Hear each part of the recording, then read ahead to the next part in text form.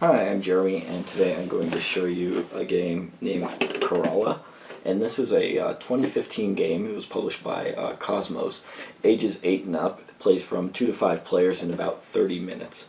It's an abstract tile laying game where you're going to be creating festival platforms for your elephants. And it's going to be essentially a race to score the most points by the time the bag of tiles that you get with the game runs out.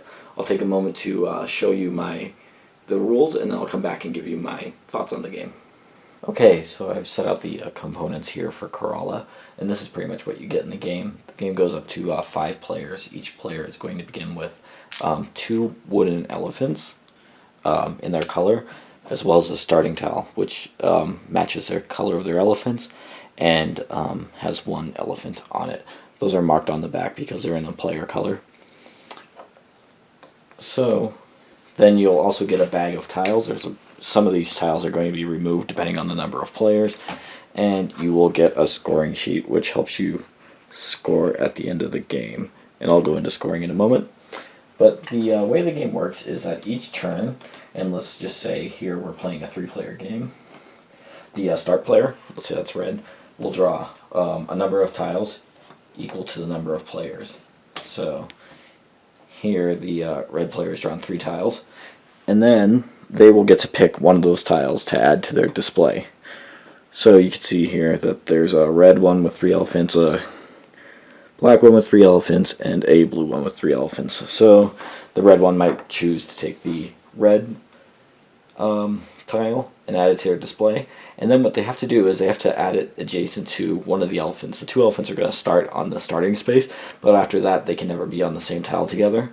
So you place it adjacent to one of the tiles that your elephant is on, and then you move your elephant onto that tile. So now on the next turn I'll be able to move either elephant in one of the spaces that's adjacent to the tiles that they're standing on.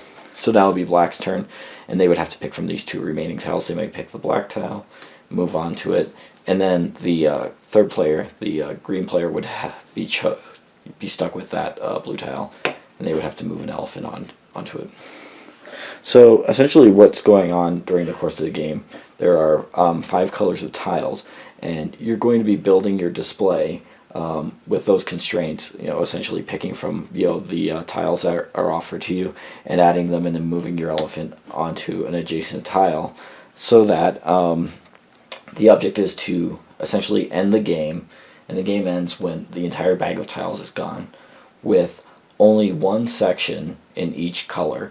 So 1 large section in each color. If you have 2, let's say, black sections at the end of the game, you'll have to remove 1 black, any additional black sections, and those will become negative points. So here, red's extending their red section, black's extending their black section. Already the green player is working on both blue and green. So I'll explain all this scoring in a second, but there are some special tiles that I wanted to show you. So here are 3 examples. This one here, when you place it onto your board, you still have to move an elephant as normal. But then you're able to, this is actually a bad example, let's just say I had this here. After you do that, as you can see, it has a picture of a tile moving on it. You are able to move another tile in your display to any other space. So for example, if I had purple tiles here and they had other purple tiles here, I'd be able to move that one over to join the others. You can't ever break up your display so there'd be 2 displays, but it does give you some flexibility. The second special tile is this one here with a picture of an elephant on it. So let's say black took that, they would move it on there, and then they could move any of their elephants to any space. So for example, they might move that elephant onto that space. And the third type looks like this, and will have 2 colors on it, and let's say green took that, added it to their display. Then the next thing that would happen would be that green would be able to, that would not score green any points, but if ever green placed a gray tile, you can see the second color on that is gray, adjacent to that side of the blue-gray tile, that would score 5 points at the end of the game. It doesn't score you any points if you don't if you don't connect it, but it has the potential to score you points. So those are the 3 special tiles. I'm going to take a moment to set up a scoring situation, and then I'll explain at the end of the game how you will score. Okay, so I'm back and I've set up an end-game scenario. You'll generally have a few more tiles in this, but this will give you a good idea of how the game scoring works. And so something that I didn't mention is that on your turn, if you did not want to take one of the tiles that was being offered for you, so let's say you were last in turn order and didn't like any of the choices, you have the option twice during the game to take an elephant and lay it down. It'll still move more normally, but that just indicates that you've passed.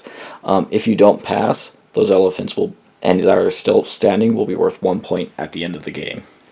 So to move on to final scoring, the first thing that you're going to do is you're going to check that you only have one section of each color within your display.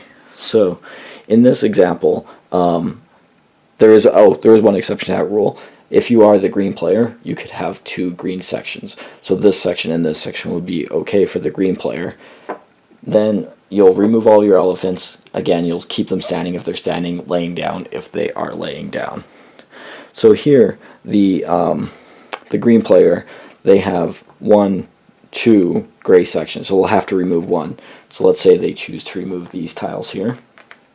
Those would just go out of the game. And then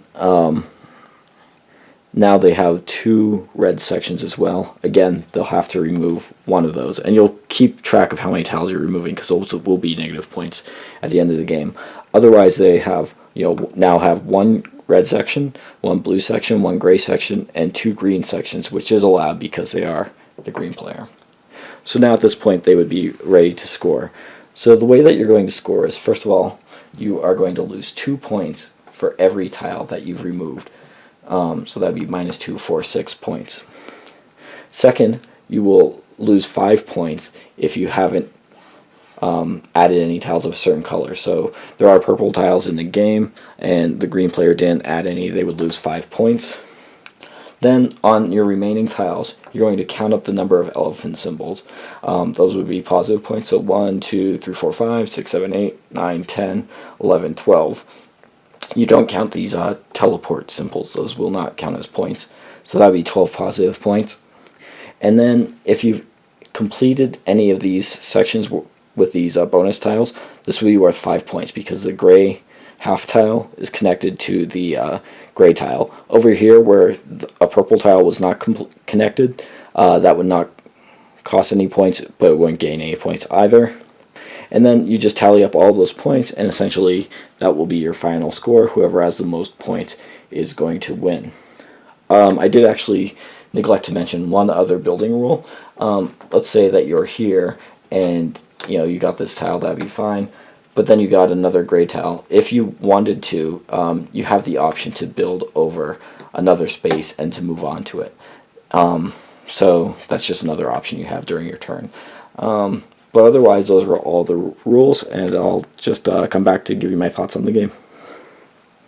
Okay, so that is Corolla. It's a relatively simple, abstract game, but it has, I think, as you could just have seen, really pretty components, and it has pretty simple rules, although I did forget to explain some of those the first time around. So the game, like I said, it plays from 2 to 5 players in about half an hour. Something that I noticed is that it plays very differently with 2 players than it does with 5 players. With 2 players, essentially you're only filling out 2 tiles every turn. So not only are you picking your tile first if you're the first player, but you're also choosing what the other player has to add to their tableau. So there's not necessarily a lot of choice on every other turn that you take. The upside is that you do get more turns in that than you do in a 5-player game. Although you remove some tiles from the bag with fewer players, you still end up with a larger space. So there does seem to be a little bit more control in that respect, but again, overwhelmingly you're not going to have as much control on half your turns in what tile you choose to get, and you can only pass twice during the game, so you'll very often be forced to add tiles that could potentially get you negative points. Whereas in a 5-player game, there will be turns where you're getting the last pick of the draw, but that will be only every 5th turn where that happens. So it does change the chaotic nature of the game. You have slightly more control, I would say, in a 5-player game, which for a game that's 30 minutes, it's not overwhelmingly a problem in a two-player game, but it is a difference in how the game does play out. Something that I've noticed also in playing the game, and this is a score sheet that we used, and I'm not sure if you could see that we accidentally recorded our scores upside down, but you can see the scores here are 42, 35, I got 35, 40, 40, 40. It's a very tight scoring game, and if you're playing with people who are, at all competent, you're going to probably have scores that are really similar to one another. Again, that's not inherently a problem, but it does mean that ultimately some games might be decided by the luck of the tile draw. If people are drawing, 3 elephant tiles on their turn instead of 1 elephant tiles on their turn that they can add to their display, they're just going to have a higher score.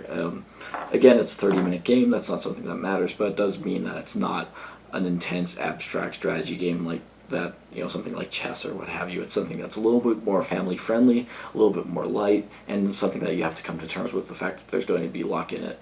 So overall, I do like the game, and I think, for the weight of, that it is, a relatively light game, and for the amount of time that it takes, it's fine, but it's, I think, best to know that before you get into it, that's not going to be a heavy strategy game.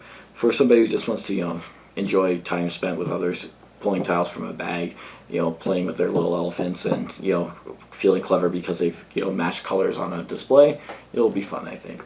So overall, that's my take on Corolla, and thank you for watching.